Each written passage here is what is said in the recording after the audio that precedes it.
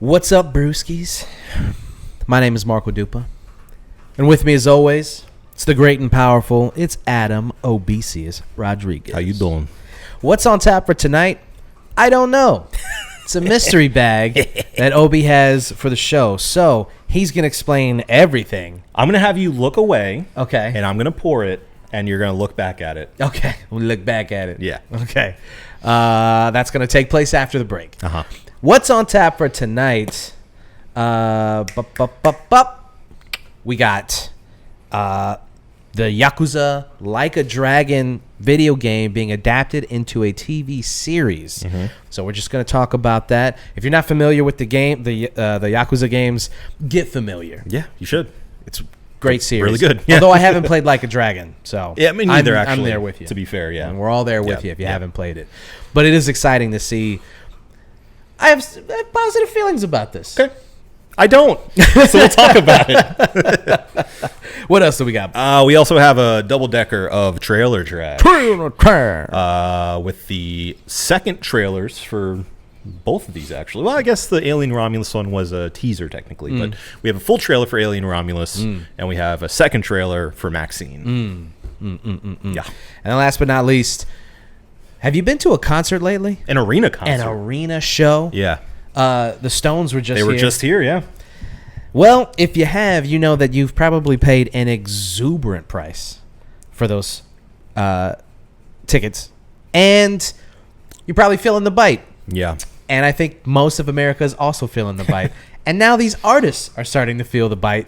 I guess I should say the bite back. Yeah, yeah. We're seeing an unprecedented amount of artists canceling tours. Either rearranging them, going to different venues, or just J-Lo. J-Lo, or canceling them outright. Yeah. So we're going to talk about the current state of live music. So, let's just get rocking into the free world. Let's do it. This is episode 429 of the One Beer In podcast. Don't so look. I will look away now. Don't look. Don't look. For everyone else. Cover my eyes. Actually. Okay.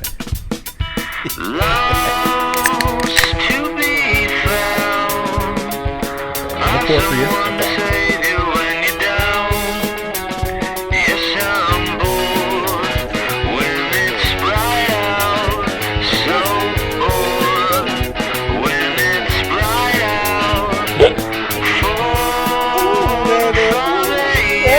This is far less impressive than Go ahead and open. Okay. It's supposed to have sparkles in it, and it doesn't. So maybe Is it really supposed to have sparkles in it? Yeah, or is that just advertising? Maybe it's all the bottom. No, it's supposed to have edible glitter. This is the Duclaw Brewing Co. Sour Me Unicorn Farts, which is a glittered sour. Did you not read that part? I did not. That part being you need to swirl it because the sparkles may settle. Well, all right. Here's what we're gonna treat it like. We're gonna treat it like a Hefeweizen, right? Okay. We're gonna twist it upside down. Yeah. Give it a little Give it a swirly. swirl, and then you do this about 10 times. Okay. As you would do with a Belgian wit. Swirl that around. This is riveting radio. Mm-hmm. It's And good. Hopefully now we got some unicorn farts in there. Okay, let's see. Let's see it. Yeah, Sorry. can already tell.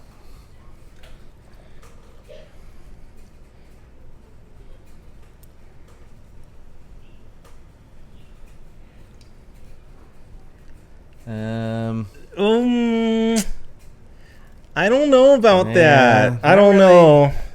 Maybe they're all at the Really bottom, seeing those guys. I'm sparkles. sorry.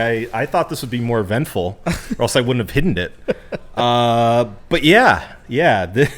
Without further ado, this is the Duclaw Brewing Co. Sour Me Unicorn Farts, a glittered sour ale brewed with fruity cereal and edible glitter. The cold read goes as follows, which, props for a cold read. Pony up for the taste of this glittered sour ale brewed with a trio of fruits, fruity cereal, and a swirl of edible glitter. Comes in at 5.5% ABV.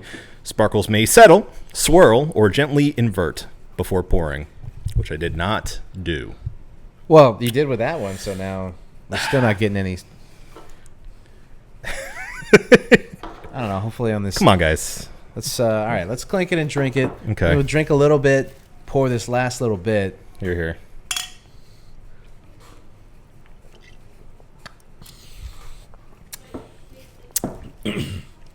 Tell you what. Anything? No. I mean, I swear to God, the only reason I would even drink something like this is to see the pour. And that's why I bought it. I feel cheated, Ale Duclaw. brewed What with happened? fruity cereal and edible glitter. I'm yeah. Wildly disappointed, guys. Come on. We need more glitter. I mean, there's no glitter in here at all. Yeah. It looks like a normal sour. We're two grown men going, where's the glitter? Oh, we need glitter. I want the glitter. Well, here's the deal, man. Here's the deal, man. The only reason I bought it was because it's glittery sour. Yeah. I literally had another fruity IPA in hand, and I was like, this looks tasty. And then I said, you know what? This season, I've been a complete stickler for my own preconceived styles. So I want to go with something weird. And I found this guy thinking it'd be weird, but... Well, Duclaw, you disappoint us. What? Yeah. What's going on? There's I don't see a nothing. single sparkle. Yeah, not even like settling at the bottom or anything. No. Just false advertisement. Boy, spoiler alert, that is not going to reflect well on the score. No, I don't care how it tastes anymore. I'm just so disappointed. I just want to throw this shit away. Yeah. All right, this is the One Beer In podcast. The podcast where two grown men get disappointed by the fact that there's no sparkles in their beer. In my beer. And then we see where that sparkleless beer takes us. My name is Marco Dupa. Again, that is Adam Obesius Rodriguez. Yeah, buddy. So let's get rocking into the free world. Right on time. We got an announcement for Like a Dragon, the Yakuza TV series on Amazon? Yep. Prime. All right. So, okay. This comes on the heels of the highly, highly successful Fallout TV series. And Last of Us. And Last of Us. Well, I was thinking Amazon specifically, but okay. yeah, video game adaptions Fair, in general. fair. Yeah. We're seeing, it seems to be that TV producers are at least smart enough to say a video game is anywhere from 30 to 80 hours of someone's life. You can't condense all of that stuff into 2.5 hours. Sure. I mean, you can try, but most of the time you fail. And so they've been smart enough to say, hey, you know what? Let's just do a limited series. 10 episodes. We can tell whatever story we want. Yeah. And to much, much success for Naughty Dog and for Bethesda. Yeah. And it looks like the devs who make Yakuza are trying to get in on it. So, if you're not familiar with the Yakuza games, again, get familiar. But basically, an action Beat 'em up. Yeah. Over the top. Super silly. With a serious melodramatic core to it. It's like playing I don't know if they have J dramas in Japan. They do. Yeah. Okay. Yeah. So it's like playing a J drama. Mm-hmm. It's very melancholy. It's very melodramatic, and there are scenes that are just off the wall, wildly silly, insane. Yeah. And it makes for a very, very entertaining video game. Just a fun like sit down. Honestly, makes me want to just because a couple of them are like super, super cheap right now. Oh yeah. On you can get Network. the complete remastered collection for like $30. Yeah, that's crazy. Yeah. So if you want to familiarize yourself with the series before you watch the show, I suggest doing so. Yeah. But we're not talking about the video games. We're talking about the TV series. And you alluded to the fact that you're not that happy about this. Or have some thoughts on it. I am apprehensive is the main thing I'll say. That's my main feeling after hearing this announcement. Well, and this is off of the fact that like you liked the Fallout show, right? I thought it was really good. Yeah, okay. I really enjoyed it. My apprehension with Like a Dragon Yakuza as a TV series comes more from the fact that it was a complete secret until this week. Okay, and it's coming out in October. So interesting. That makes me feel like there's the potential for it to have been rushed. Like this could have been another like independent project that was warped into a Yakuza project. I've been hurt before, and I want to believe in this, but I don't. Yeah, and a lot of it has to do with that sort of the quickness in which this has come about. Yeah. But do I think this is better than them making it a movie? Yeah, for sure. Yeah. I think a TV show is definitely the right route. But from what they've described it as, it seems to be they're going the route of it being dark and gritty. How have they described it? I'd have to look up the little grab. Okay. You know what I just did? I gave you the Chipotle CEO look of more meat, please. Did you see that video? Dude, he's talking. It's an interview. I think it's either MSNBC or it's one of the news networks. I don't remember, but they're talking to the Chipotle CEO. And they straight up ask him if the portions have gotten smaller, and he's like, "No way. The portions have been the same the whole time." And he's like, "You know what's beautiful? This is crazy." He's like, "You know what's beautiful about Chipotle is that tell me, you know, the portions have always been the same. We're delivering quality food to people, and what's great is when you go to Chipotle."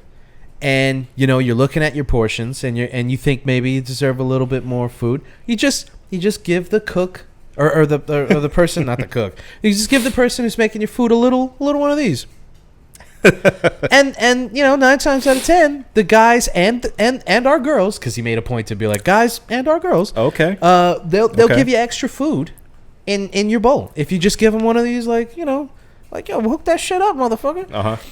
That's what he said. And people have been having a field day with I mean, that's a wild thing to say. It's insane for a CEO to be like, just give them a look. And you know how many people probably saw that and then went to Chipotle and was like, motherfucker. Well, you saw the viral thing about, if you just film the person serving you. And there was never any confirmation that was a real thing. It's garbage. There's no way it's real. No. There's no way it's not. There was a memo sent out company-wide that's like, if phones are out, give them more food. It's such a garbage person thing to do. Yeah, it sucks. It sucks. So yeah, so my advice to you guys out there, if you ever want anything done, ask first, and then just give them a little one of these. Like, you know, come on. Well, that look gave me the impression that I need to look up this article on Variety. There you go. It works every time. Yeah. So the exact the pull quote that I was looking for, I don't think is in here, but this is actually a much more in-depth interview in which the director and writer talk about like their inspiration in writing it, and basically the fact that there's been a real recent push in Japanese cinema. I think partially to do with Godzilla -1, and that there's sort of a lot of fanfare behind Japanese cinema and TV now, and so they feel like this is a good time to do this project. Okay. I'm not familiar with the director, so I can't really speak to that. But I know that as someone who's played multiple Yakuza games, the tone is very specific. Yeah. And kind of tricky to get right. Yeah. And I think that is, other than what I just said about, the whole timing element of this, of it being like, surprise, it's coming this year. The fact that it is sort of in a way like Metal Gear is tricky with its tone. Yeah. So is the Yakuza series, because on one hand, it's very slapsticky. It's very silly. On the other hand, it's very melodramatic. Yeah. Very serious. So getting that balance right is hard, especially if you aren't very familiar with the games. Yeah. So, I mean, do I think it's possible to do? Sure. Probable? I don't think so. Yeah. I'm on the fence. Yeah. We'll see. I mean, the guy, the lead star that they ushered out to show everyone, I mean, he could fit the part. He looks a little too pretty for me to be Kiryu. Yeah. But we'll see. I don't know. I'm more negative than positive on this. But you tell me how you feel about it. Well, you know what's funny is I had the opposite feeling at first, which was that the tone. I think Fallout has shown that Fallout to me is just as goofy as Yakuza in certain instances. There's certain things that happen in the game, certain things that you can do that make it a really, really silly game. Wow. Whoa. There are those sparkles. I have to restart my computer. Amidst.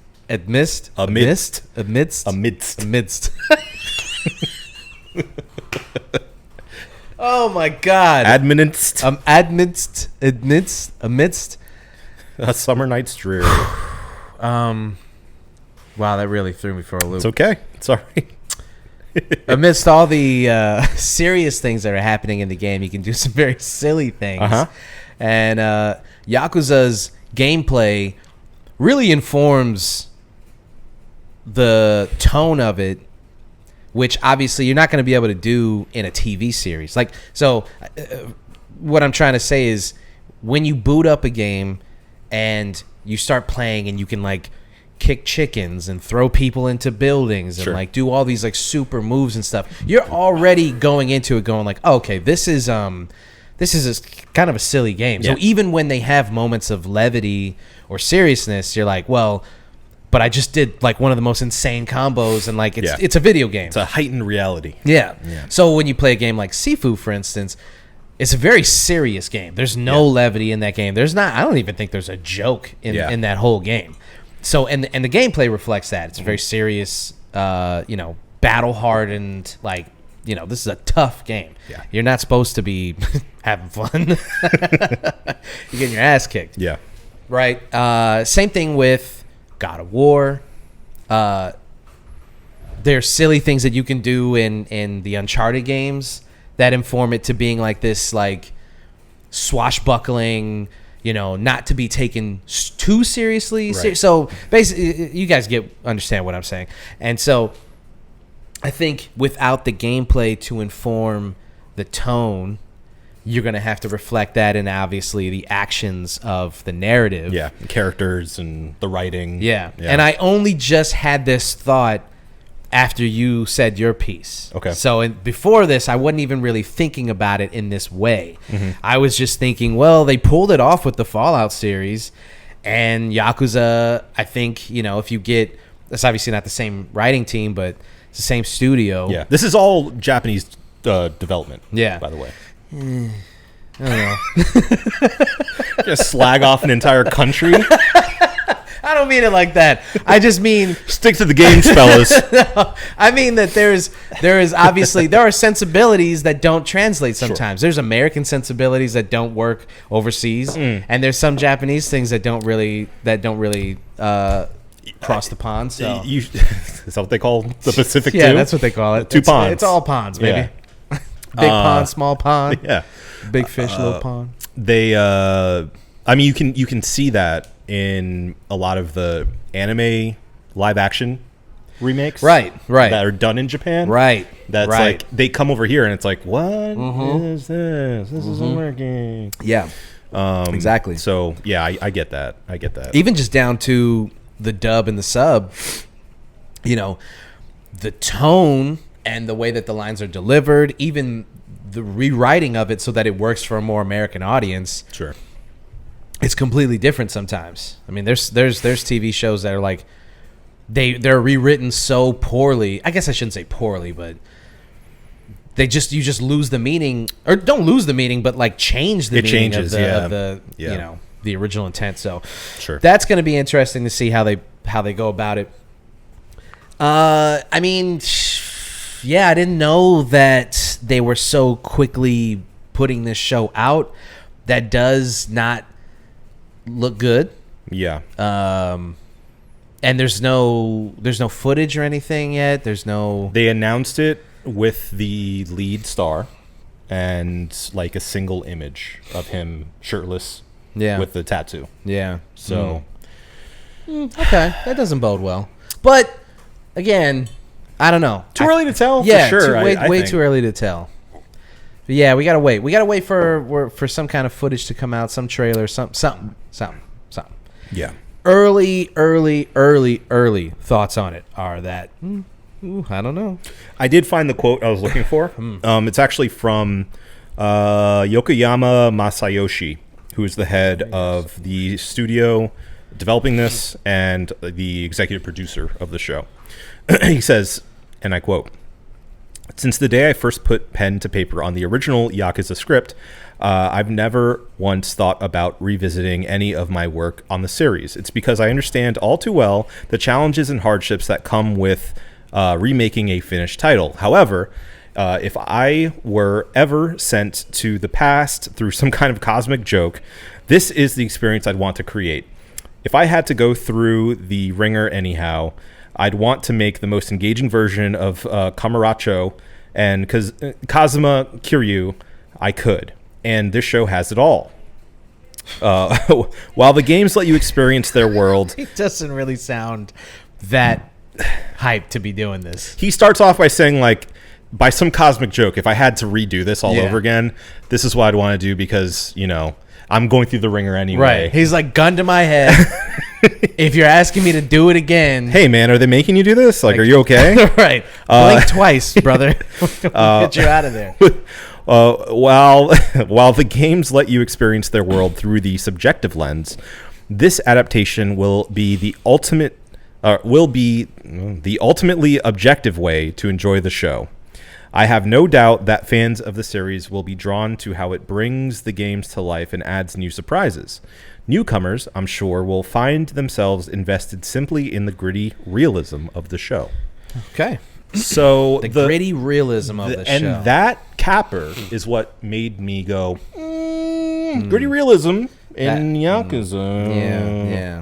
I mean, partially, sure. Yeah, that's some of it. But it is inherently an over-the-top series. Yeah. So if they don't have that little wink and nod, wrestling moves, and like, you know, if Kiryu doesn't start throwing bicycles at people, like, then what's the point? You're kind of missing the whole thing. That's the whole bit. Yeah, that's what makes it special. Yeah. So they got to have that secret sauce. They got to have the secret sauce, or it's not going to work. So we'll see. We will see. Just off the top of your head, no prep. Are there any other video game series that you'd like to see adapted?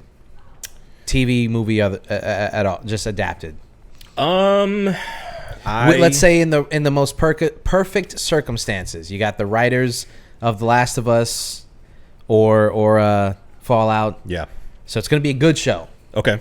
You know, so take that out of the equation. Like, as long as we get good, forget that. The best of everything you could possibly have. Right. I mean, it's Metal Gear. Of course. It's Metal Gear. And I would start it from the beginning, from Metal Gear. Original Metal Gear. Oh, yeah, that's cool. Yeah, that'd be a good idea. Start from there, so we have this world that we've built with these characters. And then we get to see the Shadow Moses incident. Right. And we get to see Shadow Moses. The clones. We get to start living with them. Yeah. Big Boss. Yeah. All that stuff. That's good. That's good. Yeah. Which would probably work better as a TV show, like a prestige TV show. Yeah. Each season's a new game. You'd need a couple of seasons with that, for sure. Yeah. Well, they're talking about a movie, right? They've been talking about a movie forever. And Pedro Pascal is Snake. I believe. Has that been official? I don't think it's official. Let's see if that's official. Because, what's his name? The Kong Skull Island director was talking about making it forever. Yeah. And there's not been a peep ever since. And he's apparently he's taken on Gundam now, too. So I don't know if that's ever going to happen. Okay. But yeah, it's all a bunch of fan casting stuff. Yeah. Well, I mean, recently Kojima, after seeing Furiosa, I don't know if you saw that quote where he was gushing about one of the lead actors in that movie about he can't see anyone else playing Snake. Yeah. Which I agree. He looks awesome. That I have to see the movie, name. but I've seen the clip. I've seen clips of him in the movie, and I'm like, oh, this dude's badass. Mm-hmm. Yeah. Yeah. They're doing a God of War series. Yeah. So I am not going to say God of War because we're going to see how they fuck that up. Shoot. Well, they're also working on a Kingdom Hearts series, so I was going to say Kingdom Hearts. That would be really fun to watch. Just because, like, you know, Disney owns so much stuff that you could, with the right writers team, you could not only take the piss out of, like, their proper stuff, right? But then you can, like, what if you had, like, Stephen A. Smith in it, you know, and do like a really silly you know, you could do and they own 20th Century Fox too, so like all the stuff that they could kind of play around with. Yeah, you could Roger Rabbit it. Yeah, for sure. Yeah. So that would be cool. Well, I guess we'll see what they actually do with it. Yeah. Yeah, I don't know. Maybe a silly Saturday morning cartoon version of Crash Bandicoot. Yeah, that'd be good. You know, go back and do some of those weird classics that nobody wants to touch. Yeah, you can make like a Mario movie style thing with Crash. Yeah. I thought you were going to say a Mario movie and just leave it at that. You know, I don't know. I'm just spitballing here. Seems like it'd be pretty good. Maybe do like Mario. Nobody's ever touched that property before. These guys who do the Minions, I think they're onto something there. They're really they rocking. could probably do something really good with Mario. Who's like one of the best voice actors in the biz right now? Chris Pratt. That's the guy. Yeah. Chris Pratt to play Sora. Really, he's really good in Garfield. Yeah. You know, Metal Gear. Underappreciated. Yeah. Metal Gear, dude. You know, I didn't remember how much the original kids cartoon of Garfield sounds like Bill Murray. Oh yeah. Like when he did the movie, I was like, God damn, what? That's just like perfect casting. Yeah. I don't know the original voice actor's name. I apologize, but just like him. And then you get Chris Pratt, and he's just like, I like lasagna. And you're like, I hate Mondays. I hate Mondays. I'm like, oh, okay. I mean, Garfield more than Mario, people should have been upset about, because at least with Mario, they retconned it and made it like, okay, now it makes sense that he just talks the way that he talks. Yeah. But with Garfield, it's just like it's so uninspired. Yeah. Garfield has a distinct talking voice. Yeah. Whereas lasagna. I'm a lazy cat. I'm a lazy cat. I'm just boy, I hate Mondays. I'm just a lazy cat. Man, I hate Mondays. Oh boy, indeed. Mm-hmm. So we'll see what happens. What's the dog's name again? Otis. Oh, Odie. Odie. Who's Otis? It's just some singer. Yeah. Odie. And John. John. Yeah. Yeah. And then the sexy cat. I was just about to say, what's the cat he wants to fuck? Not John. You don't know that. Yeah, man. John seems a little weird. He's a little too attached to that cat. He is, yeah. You know, feeds it lasagna. You know, he leaves lasagna on the counter, and he knows Garfield's just gonna get up there and scarf it in one bite. Yeah. And then he's like, Garfield's like, my bad. And he's like, I love you. Yeah, it's like, that cat. There's no way Garfield lived past 5. No, he definitely had a heart attack. Yeah. It wasn't even. It was a given. Also, why did he hate Mondays? Yeah, it's not like he has have anything. a job. Yeah, he's got nothing going on. Yeah. You know what it is? I think Garfield is probably already dying, and that's why John just lets him. John. Oh, I see. Yeah. John adopted a dying cat. Yeah, and he's like taking care of it. In the last, Garfield's on hospice care. Yeah, yeah, and that and his adventures may seem like, he's had a lifetime of adventures, but he's really just laying around, eating whatever he wants. Yeah, shitting. It's all vomiting. It's all drug induced. He's actually just been laying in bed the entire time. Yeah, and he just keeps forking lasagna into his mouth. He's like, shut up. Yeah. Okay. I like that gritty remake. Yeah. That's where you get Chris Pratt involved, or Pedro Pascal. Pedro's the guy for that. Yeah. All right. Let's move on to things that actually exist. Okay. It's now time for trailer trash. So we got 2 movies that are highly anticipated. Yep. I think we've talked about both of them. Maybe even did a trailer trash on their teasers. I don't recall if we have or not. We have, yeah. Okay. Yep. So now we've got 2 full trailers for both of these movies. This being the second Maxxxine trailer and the first full trailer for Alien Romulus. So let's start with Maxxxine. Okay. Thoughts? Did we even... I mean, we didn't need to see either one of these trailers, really, right? No. I'm pretty much in on both movies where they stand right now. I mean, more so,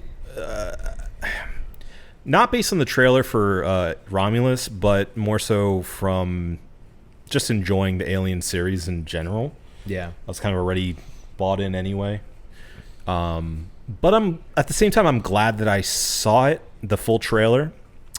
Because what they showed in that was exactly what I talked about wanting from this movie with the teaser that we saw. Yeah. It looks visceral. It looks grotesque. It looks creepy, body horror-y. And, when you have Fede Alvarez, I mean, I think that's what you sign up for. Yeah. And I'm glad he's doing his thing. Yeah. So, as long as there's even a serviceable story, I think we're in for a good time. Good horror movie, again, finally, in the Alien universe. So, I'm strapped in, baby. What do you think? No, it looks like one of those movies. I mean, I was even reacting at the trailer. It's like one of those movies you're going to be in the theater going, oh, my God, I can't believe they actually did that. So... I mean, that's how I reacted to. I rewatched the Evil Dead remake recently, maybe like a year or 2 ago. But I mean, man, still such a good movie. Yeah. Shocking, frightening, still. I mean, scary. Yeah, so it's a scary movie. Yeah. Probably one of the last movies that like really scared the shit out of me. It's a white knuckler for sure. Yeah, and I think I don't know if I've seen anything else from him. You haven't seen Don't Breathe? No. It's a good one. No. It's good? Yeah. Yeah, okay. Recommend. Very creepy. So pretty gross. I mean, honestly though, all I needed to see was, first of all, seeing Evil Dead. Yeah. Second of all, the trailers from Romulus have been awesome. Third of all, Andy and I went and watched the re-release of Alien for its like 45th anniversary or whatever. And at the beginning, they had this featurette with Fede Alvarez talking to Ridley Scott, and they were talking about the movie. And Fede's like love and admiration for Ridley Scott and for the first Alien, as he should, definitely was a good sign. Yeah. Like, this wasn't just some guy that they got to do the movie. This is a guy who sounds like he really understands what makes a good Alien movie so good. Yeah. So it's not just a journeyman, right, looking for a job. No, it's a passion project for sure. It's good. So that's good. And then, just at this being trailer trash, the trailer itself looks looks awesome. Not trash. Not trash. Not heavy trash. On the side of not trash. Yeah. Yeah. Maxxxine? I mean, again, not trash. Not trash. I think, obviously I'm sold just based on it being the end of a trilogy that I've loved so far. Yeah. But We're talking about Ty West last episode, right? We were. Yeah. As we so often do. And I think if he can land this, it's gonna go down as like one of the best horror trilogies of all time. Yeah. I really like his style, and I love his ability to really hone in on a time and place. So we've seen him do the 70s. We've seen him do the 20s. Yeah, 20s, 30s, old movie stuff. Yeah, the old Hollywood. We've seen him do that style. Yeah. And now we're seeing him do like a sleazy slasher movie, it seems like. Mid 80s. Yeah, very 80s, very neon. Yeah. And again, very sleazy feeling. But it seems like it's shaping up to be this like revenge movie, which I would love. That's what I'm looking for from this movie. Yeah. Of it being even less of a horror movie, but being more of like, this is like Maxxine's ultimate get back. You know? Like she becomes like the weapon against darkness this time, you know, after everything that she went through in X. Yeah. I would love for this movie to be that. Maybe it's not going to be. Maybe it's going to zig and zag. I'd be down for that too, but I'm just saying, based on the trailer, it seems like it's going to go that way, and I'd be more than happy to see it go that way. Yeah. And I mean, you know, Maxxine from X. I mean, she's the stereotype or prototypical last girl. woman standing. Yeah. Yeah. And so if you're confused, like Pearl is a villain. Pearl's the villain, but they're not the same person. And so sometimes it kind of feels like it's an origin story going into like now she's like this murdering psychopath, but she's not. She just had to do what she had to do to get out, and then well, spoilers. Oops. Yeah. Light spoilers. Yeah. Light spoilers. Watch the movies. Watch the movies, please. Yeah. So yeah, it's gonna be fun to watch that play out, and just that whole genre of movies is awesome. To just live in that, just like so many good actors, stinky, just the cast, sweaty. I mean, the cast is out of sight. Oh my goodness, who isn't in it? So stacked. Yeah, it's great. Yeah, it's great. So it's exciting stuff. Yeah, exciting. Yeah. All right. All right. Let's get into this. This is like last week's movie talk. Yeah, there's a lot of full on indictment of a whole industry. Yeah, you know, the entertainment industry as a whole.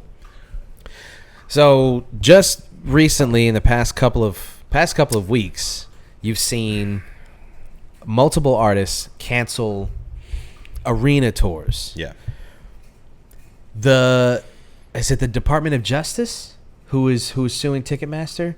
It's the federal government. The federal government is suing. Let me look that up. Yeah. Let me look that up. The federal government, and he's going to find the actual entity of the government that's doing this, but it is the DOJ. Okay. The Department of Justice is suing Ticketmaster and Live Nation, for their virtual monopoly on touring and live music, which people have been saying for decades at this point. Yeah, this is a problem. It's terrible.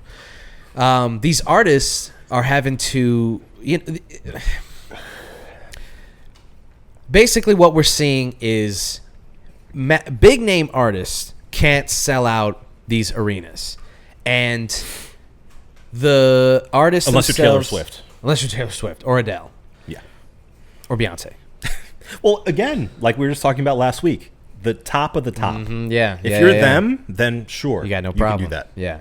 But if you're not, everyone else, Good I don't care how many Ford commercials you put a Black Keys song in, you can't. You just not get them. You're not going to get them to sell out an amphitheater. It ain't happening anymore. But here's the thing about that. I think that live music. Obviously, there's a whole laundry list of differences between like going to a movie theater and going to a live show at a big theater or a big arena, right? I think that one of the biggest differences between what's happening between in these two industries is, you know, there's a lack of passion and a reason to go to the movie theater. Whereas with live music, people still want to see live music. I mean, they want to see it in droves. Sure. Live music, when you go to see an artist, that's literally you're seeing that artist. They are there, right? Yeah. It's not, you can't, it is a moment in time. Like on May 28th, you know, the Strokes are in this one place and they can't be seen anywhere else. And that's like this exclusivity that people still clamor for. Is like, it's a moment in time. That's why people stick their phones up and are like, you know, trying to capture the moment. Right. Because it is special. It means something. And it still does. So I don't think that it is a lack of passion that people, you know, it's stopping people from going to see live music. I mean, it's strictly a financial thing. Yeah. Because if you ask anybody who likes to go to shows, no one is like, nah, I'm just tired of them, except for me. But most people are like, I'm not tired of seeing live music. I'm tired of going on Ticketmaster and watching the price of the show. Bent over the barrel. Yeah, I mean, it's crazy, dude. Like, people, you know, obviously a lot of people have already made note of this, and this is the reason that the Department of Justice is now finally going, we need to step in. Yeah. But it needs to be reset. You go on Ticketmaster and a $40-$50 ticket can jump up nearly $100 in fees. Not to mention the issue with scalpers, the bots that come in. Yeah, so if you're not jumping on there as soon as a ticket goes on sale, even if you are, yeah, I mean it's anti-consumer, very much so. Yeah, and that has now trickled down to the artists themselves and the fans. The Black Keys had a whole arena tour planned out. They canceled the tour. They said they're going to go back to the drawing board and they're going to make like more intimate shows for their fans. It's a nice way to say it. Yeah. I mean, I think it probably would have behooved them to just be a little more honest and say, like, you know, we get it. Ticketmaster is bending people over. Sure. We are kind of stuck in a situation where this is the only way that we can tour right now, and we saw that those tickets weren't moving, so we're gonna make it a better experience for the consumer and for us and everyone involved. Well, and that's what that tweet that I shared with you was really fighting against, was this idea that it's the artist's fault. Because it's and I agree. I don't think it's it's super easy to point at like J-Lo and point at the Black Keys and be like, oh, you guys think you're hot shit still. Yeah, but you know, I think if things were better economically, these things would have sold much better than they are currently. Absolutely. You know?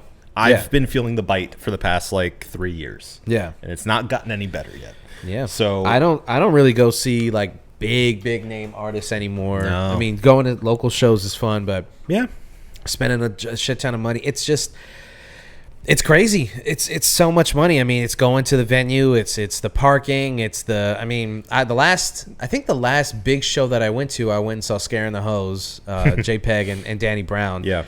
And I mean, one beer cost me almost $20. Yeah. So the ticket was pretty. It's not like that was at like an arena. No, it was at just like some small venue. So I can't imagine what they're charging people at these arena shows. Disney prices. Yeah, I mean, the Stones were at Camping World. Excuse me. Camping World, they weren't even at the fucking Kia Center. They were at Camping World Stadium. Yeah. And it's the Stones, so like, of course. But again, if you're not a legacy act or, you know, one of the biggest pop stars in the world, then you're not going to be able to pull that stuff off. It is interesting that J-Lo wasn't able to do it. I mean, I don't think it is. Because I don't think she has the same thing that, like, you know, Celine Dion has. She doesn't have that lasting, like, cemented diva status. Yeah, okay. As a singer, at least. As a personality, of course. Yeah. J-Lo is going to make headlines forever. Yeah. Till the day she dies. Yeah. But as an artist, not so much. That's true. Yeah. But I think also though it's a lot of the bad press that she's been having lately too. I gotta tell you, as a ethnically Puerto Rican, we don't really fuck with J-Lo. Yeah, it seems like it. Yeah. Yeah. She's not ingratiated herself very much, you know. She's losing at least even that extension that she had of being like, you know, yo, at the end of the day, I'm from the Bronx, I'm Puerto Rican. It's like, no one ever bought that. yeah. No one from the Bronx ever bought that. Yeah. Especially. Yeah. It's all phony. It's all put on. She went to a private school, okay? Yeah. She's not Jenny from the block. That's all I'm trying. I'm not Adam from the block either, but I don't claim to be, okay? Just putting it out there. Jayla went to Cranbrook. That's a private school. Private school. Yeah. Yeah. Yeah. So, but then what? Is it just hubris on her part to think that she was going to sell out these stadiums? Yeah. I think she tried to make a moment. Yeah. And I don't, you know, fault her for that. I think the railroad tracks were there. I just don't think it worked. I think it was a bad time. Yeah. To try, because she had that movie come out that, people watched it apparently. I don't know, but they did. But it was streaming, so I think people were watching it. out of morbid curiosity. Yeah, I think people were making Yeah. fun. I think they were. Yeah. I don't know how many people were actually watching. Got decent reviews, I guess. I don't know. It did? It did. But again, it's like people at this juncture, first of all, don't really have a connection to J-Lo. Yeah. And secondly, aren't going to pay hand over foot to watch her live. Hand over foot. I get to correct you now. It's the phrase, right? It's hand over fist. Well, yeah, same thing. You put your hand over your foot. You always put hand over foot. That's how you make money. You're in trouble unless if your foot is over your hand. Yeah, you can't have your foot over your hand. No. Your hand must be over Hand your over foot. foot. Hand over foot. Yeah. The sparkles are getting it. So we'll see what happens with the Department of Justice and this Ticketmaster thing, because this is going to be like probably years-long litigation. We won't see very much like significant changes probably for years. Yeah. And also, not for nothing, I do believe that I don't believe that any artist, big or small, Yeah. should be doing stadium tours. That's my belief on that sort of thing. I think that live music, it's just not. I mean, I know that, you know, you want to, especially if you're like a mega star or a huge band, you want to try to get as many people. You want to try to entertain as many people as possible. But that is the altruistic view of that. In actuality, it's you're trying to maximize profits as much as possible. Yeah. And that You're makes there for, already. Yeah.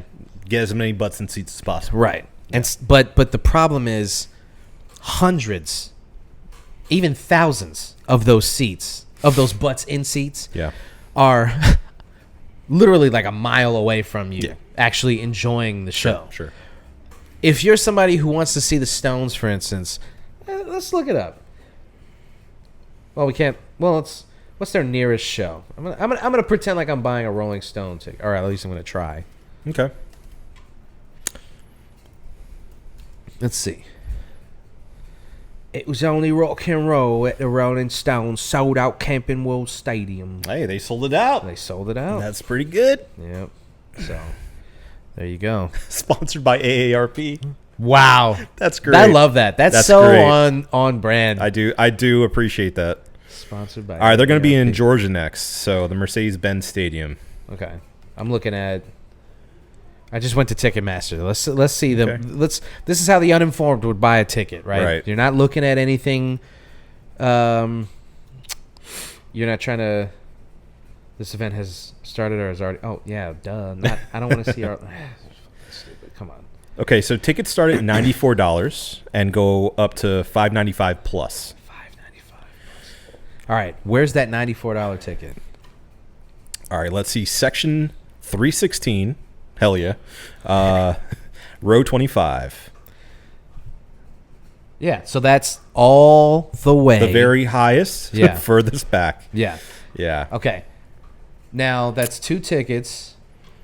You're already at $188? Yep. $94 a ticket. Okay. Let's go next. Confirming availability. Let's see. I gotta sign in. All right. Do it for the show. All right. Buy the ticket for the show. We're unable to sign you in. Why? I don't know. It's not gonna let me in. Yeah. No, I need to see this experiment all the way through. Let me see if it'll let me. Yeah. See if you're pre-logged in to Ticketmaster.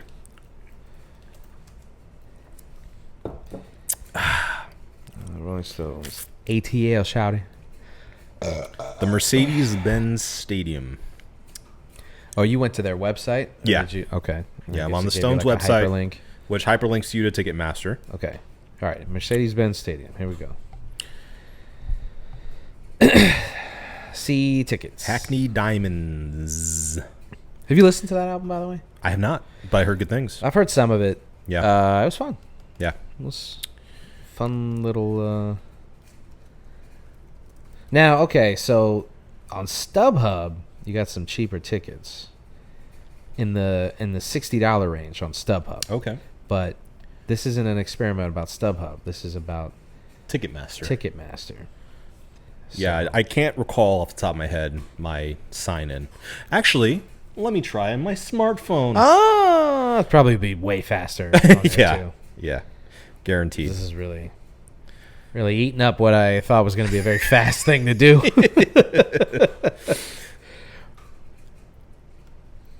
Okay, let's sign in. Let's do this. Yeah? Okay, yeah, I'm going to let you do it because Okay. laptop's really... I mean, I'm really overworking this thing as is. Still doing it? Yeah, they don't want me to buy. Well, what is it know saying? What is that error? Or was that... that my password's wrong, which is not true. It's not true. Who are you trying to convince? The world. Hold on, I'll try on my smartphone. Okay. Let's see if my account's working. Rolling Stone tickets. So, according to Quora, Okay. Ticketmaster typically charges fees that can range from 10% to 20% per ticket. Okay. Verified resale ticket. $188. Okay, we're getting there. Confirming availability. So on this, it says if we assume there's a 15% fee on a $67.50 ticket, the ticket would be $67.50, and the fee would be $10. Okay. Essentially. Okay. All right. Well, let's see what actually happens. I wonder if they'll even show you without you actually buying the ticket. I think you have to go all the way through the Like to process the end. to get to Yeah. like where it's going to charge your card, Right. and then we'll go from there. But anyway, while I do this, Yeah. the industry as a whole, I mean, you're seeing the ripple effects with a lot of these artists, and then, you know, like the mid-level artists have to be looking at big artists and going like, shit, I mean, if they can't do it, what are we doing? But again, right. I didn't really finish that thought before. I believe that artists should be doing smaller, like, theater tours and smaller venues and stuff. I mean, I've seen like decently named artists at like small clubs and bars and stuff, and it's sold out. It's shoulder to shoulder. Yeah. And it's a great show because they're right fucking there, and you don't have to fight anybody to get to a decent spot. I mean, even when you're in the back, it's like, shit, they're right there. I mean, I've met people because they're just there. Yeah. And I mean, I don't know how much that affects their bottom line. I mean, I'm sure that anybody would love to do a stadium tour. Sure, yeah. I mean, it's a badge of honor, you know? It shows you made it. And that's how a lot of like comedians feel too. Yeah. I don't want to give you my phone number. I don't consent. I think they know what we're doing, and they have to. They're stopping us. Like you're not gonna find, like, really making me go through some changes to try to pull this shit up. Okay, here we go. I'm in now. Okay. You can do free delivery for the ticket. Okay, I actually. Okay, so okay, get ready for this, kids. All right, sit down, everybody. This is what happens. Okay, so what did Cora say? 10 to 20%. 10 to 20%. Yeah. Okay, sure. Get ticket insurance. Get reimbursed by up to what you spend, including if you can't make it. That's ticket insurance, which Sure. I did not select. Okay.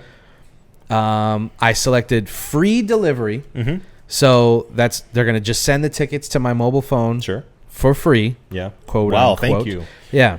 So the tickets were $188, $94 each, right? Okay.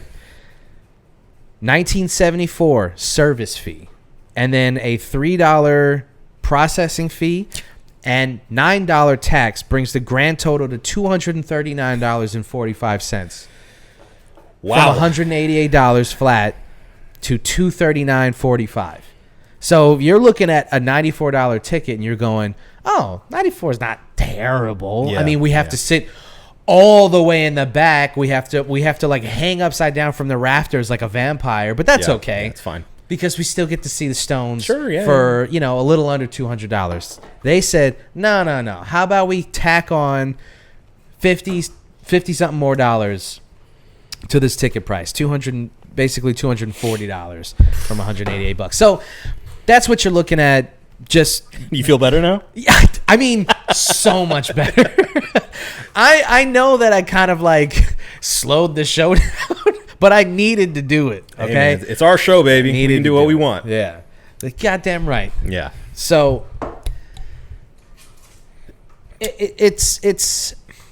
that is what happens with normal people who don't like look on StubHub or SeatGeek or try to find a person who's actually going and like try to they don't do the process, and things like that should be easy for people. You shouldn't have to like jump through a bunch of hoops just to buy a ticket. So that's a huge issue with this. Not to mention Ticketmaster's a middleman.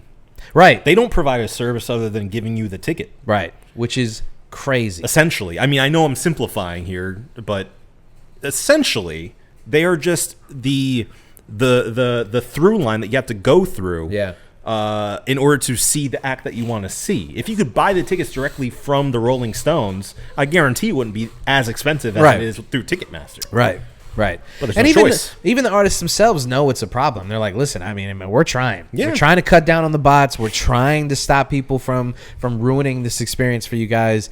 I've seen different artists, try to use different avenues to try to cut down on the bot problem, especially. Once Taylor Swift starts talking about it, I mean, it's an issue. And I think that's what moved the needle for the DOJ. I do too. That's kind of my headcanon. My headcanon of this actually going down is that they got Taylor Swift on the phone. Yeah. And she's like, you guys got to do something. She's like, this is an issue. My conspiracy theory. Listen, I'm trying to sell the same album 6 different ways. I can't do that you when guys, people are spending hundreds of dollars on my tickets. You're messing up my bottom line. Yeah. I need them to come and listen to me sing a song 6 different ways. It builds the economy. So, I mean, who wins and who loses in a situation like this? I mean, I'll tell you this. I like the Black Keys. And wow. Okay, I'm sorry. I didn't realize that was a controversial opinion and you need to spit up about it. Is it 2010? I mean, there are some people who are like, who gives a fuck about the Black Keys? But then I saw a lot of people going like, I like the Black Keys. I don't see the Black Keys. When did we stop liking the Black Keys? And this idea that they make like music for Ford commercials is a funny joke. But at the same time, when you listen to their stuff, it's like, it's fun, inoffensive, blue-eyed blues rock. It's not bad. It's not bad. They haven't been very good in a long time, though. They just haven't been like sexy or challenging or risk-taking in so long. They've kind of settled into a sound. That's a bit that's more accurate, I think. It's just I have personally been kind of bored with it. Yeah, it's boring. It is boring. Yeah. To say it's bad is a stretch. Yeah. They're not doing bad music. You got Dan and Patrick are like two very accomplished musicians. Sure, yeah. Dan can still sing. They still write fun songs. Yeah.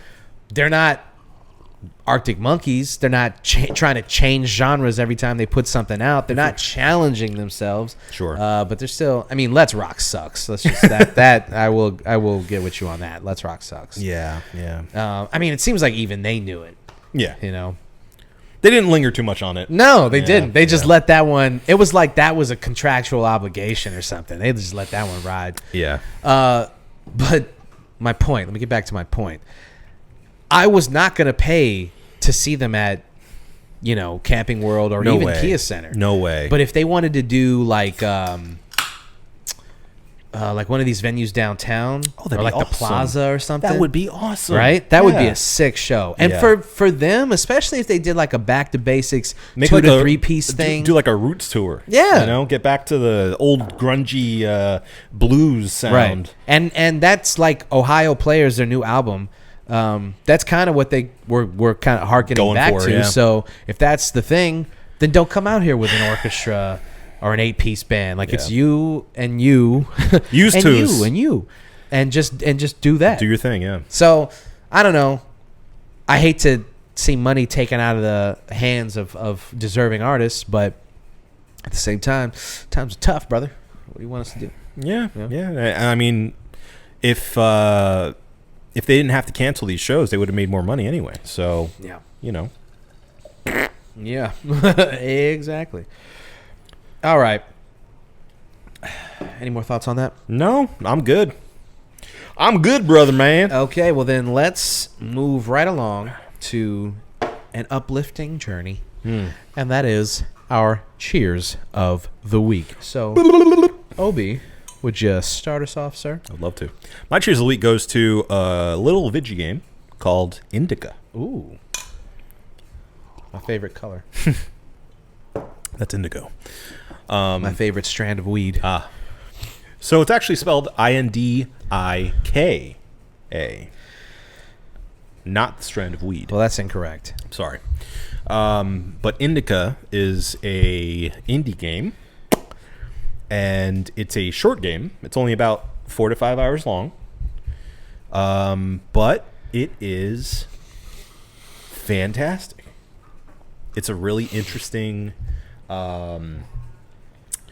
inventive, unique gaming experience that I'd recommend for most people, especially if you are currently or formerly Catholic, because the game is about a nun. And it's essentially about a nun in, I think, around the early 1900s, who doesn't quite fit in and may or may not have mental problems. All the other reindeer bullier? Yeah. Basically, yeah. She's not very popular at her convent. And,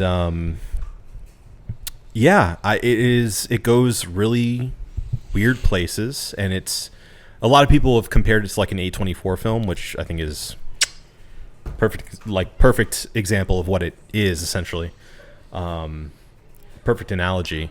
But I loved it. I'm glad people are making challenging games from a creative standpoint, and games that aren't 120 hours long. It was refreshing to have an experience I could play in 3 days and be done with, and leave a lasting impression. So I think more indie devs should go that route. Yeah, more devs in general should go that route and make shorter, cheaper games that tell an interesting story in an interesting way. So yeah, I recommend it. It's now out on, I think, all consoles except for the Switch. And Switch. Yeah. But yeah, very interesting, good game about faith, and it's a good time. All right, cool. Sounds good. My cheers of the week is going to Tatsuro Yashamida. Tatsuro Yashamida is a 70s funk city pop artist that I just recently discovered and have been absolutely blown away by everything that I've heard from him. And doing the research on the internet, I've realized that like he's somebody that in those circles is very, very well known. So if anybody, if this hashtag grabs anyone and they're like, oh, duh. Forgive me. But it's very exciting to discover stuff like that. And not just like discovering a new artist, but discovering somebody who makes like such just incredible music. Yeah. A friend of mine brought his album Spacey into the bar, and we listened to it, and it's just perfect. Yeah. It's a perfect album. Yep. And from what I understand, the man doesn't miss. Mm-hmm. Everything that he's put out, people love. He's got a beautiful voice. Yeah. And I've just been like so energized by discovering this man, and you know, I like J-pop, I like city pop, so he seems, I mean, he's got like in some circles like GOAT status. Yeah. Which I didn't realize. Well, especially I just looked up his discography, and For You is even the art itself is like famous. Yeah. It's just known as like an all-time classic. Yeah. So I mean, that's So if you haven't, I say take a listen. And I mean, you know, J-pop is just fun. Yeah. 70s and 80s like funk stuff from Japan was just, I mean, they were cranking, man. They were just yacht rock stuff that they were doing. It's just so good. I found they have such tasty bass lines. Oh yeah. So good at it. Go on YouTube and there's just a bunch of bass covers. Yeah. of all their stuff. Just and you're like, So where'd that soul come from, Japan? Yeah. How'd you even find that? Woo! So so get into it. Yeah. All right. Mm-hmm. Feeling good? Yep. Well, then we have one last thing we have to do, and that is review these Brewskis. So, Obi, what did you think of the Duclaw Brewing Co. Sour Me Unicorn Farts, a glittered sour ale? I think they're liars. That's what I think. The beer itself, there's no glitter. No we glitter. Just poured all four. There's no glitter. I paid extra for the glitter. Where's the glitter? I mean, the foam is a little glittery, I guess, but that's just foam. Yeah. Right? I'm not going crazy here. I don't see any glitter in the foam. All right. I'm sorry. Well, I tried, guys. Duclaw, come on. Yeah. False advertising. The beer itself tastes fine. I'm not much of a sour guy, but you know, it's not bad for a sour. I think if you're more into sours than I am, I'm more inclined to IPAs. If you're new to the show, you definitely get more out of this than I would. I was thinking 4.5, but I'm going to give it a 4 out of spite because they lied. So yeah, I'm giving it a 4. It's pretty good. Would like it more if I really enjoyed sours and if it actually had sparkles in it. Yeah. I would have given it a 3.5 had the sparkles come through. Yeah. But as it stands, I don't like this beer. Okay. I'm giving it a 2.5. Wow. It doesn't do anything for me. Okay. It's just sour. The fruity cereal part of it doesn't really rock. I mean, I can kind of taste, I guess, like Fruity Pebbles. Yeah, I think that's what they were going for. I think if they had done this with like lactose, like Shut a up. lactose sour, sorry, but I think that would have worked better because then you Yeah. would have got like this Sweetness. this Smooth. like balanced like creaminess. Yeah, yeah. If you're doing the cereal part of it, Yeah. as it stands, it's just I could never imagine drinking this ever again my whole life. So, Okay. Yeah, maybe, I maybe don't like lowest it. of the year so far. Lowest in a long time. Yeah. I don't know Yeah. if I've given it 2.5 in years actually. Yeah.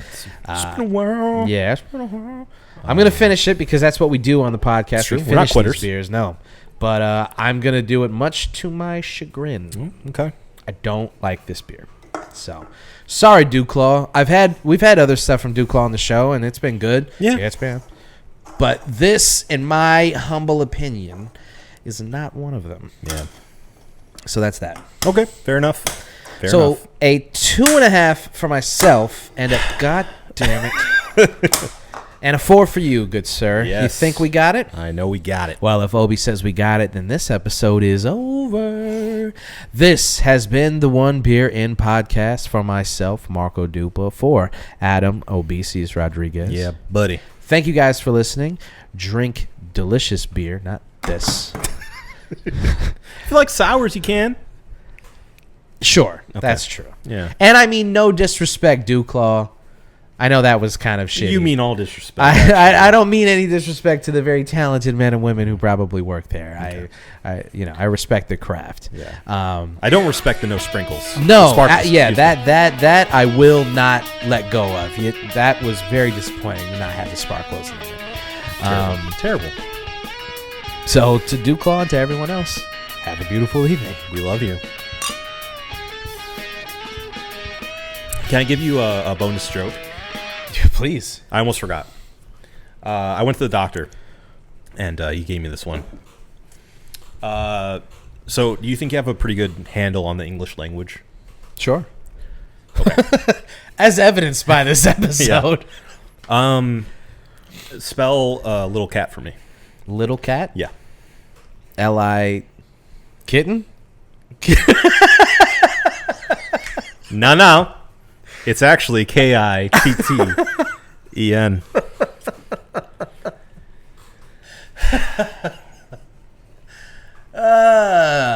got me with that one. Yeah, that's good. Yeah. That's good.